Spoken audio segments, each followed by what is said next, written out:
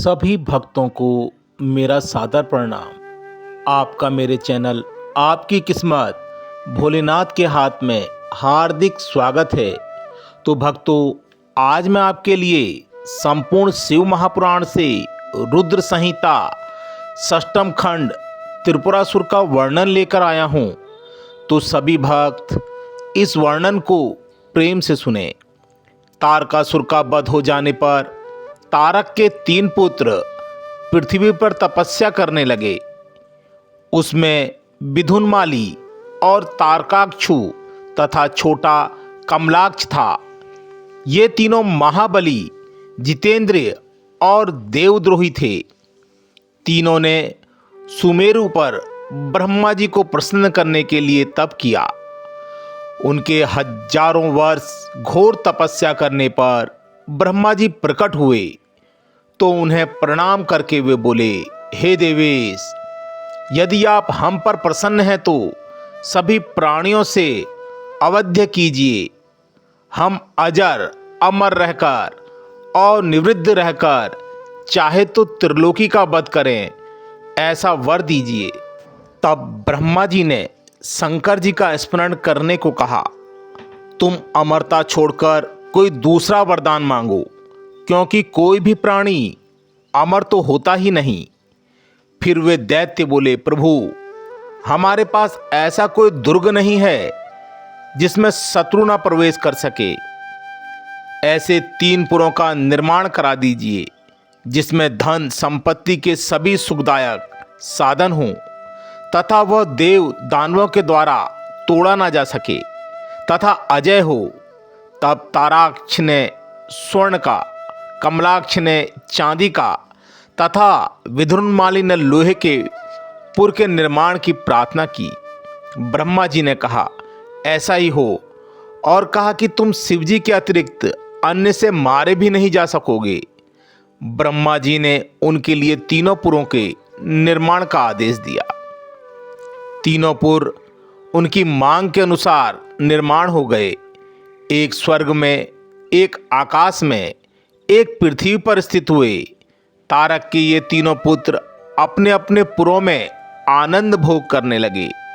ब्रह्मा जी के वरदान से वे महान ऐश्वर्य का भोग करने लगे तथा एक छत्र राज्य करने लगे। उन्होंने त्रिलोकी को अपने वश में कर लिया। तब तो त्रिपुरा के तेज से दुखित हो देवता ब्रह्मा जी के पास गए और अपना कष्ट सुनाया। ब्रह्मा जी ने उन्हें शंकर जी के पास जाने की आज्ञा दी। तब दुखी देवता शंकर जी के पास पहुँचे और नमस्कार करके बहुत स्तुति की। हे हिरण्यगर्भ, हे सर्वव्यापक, आपको नमस्कार। हे प्राणियों के संहार करता, हे अमित तेज वाले, आपको नमस्कार है। इस प्रकार जब इंद्रादिक ने स्तुति की तो शंकर जी के पूछने पर देवता बोले, हे महादेव, तारकासुर के तीनों पुत्रों ने हम सब देवताओं को पराजित कर दिया है, त्रिलोकी को वश में करके हमें उखाड़ फेंका है। हे प्रभु, जब तक त्रिपुर का नाश नहीं होता तब तक हमारे लिए कोई नीति निर्धारित कीजिए। यो सुनकर शंकर जी ने देवताओं से कहा, ये तीनों असुर मेरे भक्त हैं तथा धर्म का पालन करने वाले हैं, अतः मैं उन्हें मार नहीं सकता। तुम इसके लिए विष्णु भगवान के पास जाओ, उनका जो विचार हो वह कीजिए। फिर देवता ब्रह्मा जी के साथ विष्णु के पास गए, उनसे सारा वृत्तांत कहा। विष्णु जी ने सभी बातें सुनी और कहा, तुम यज्ञ का अनुष्ठान करो। देवताओं ने यज्ञ किया।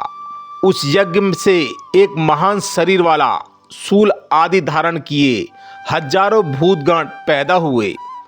उन कालाग्नि के समान रुद्र रूप भूतों से विष्णु ने कहा, तुम त्रिपुरों का नाश करो।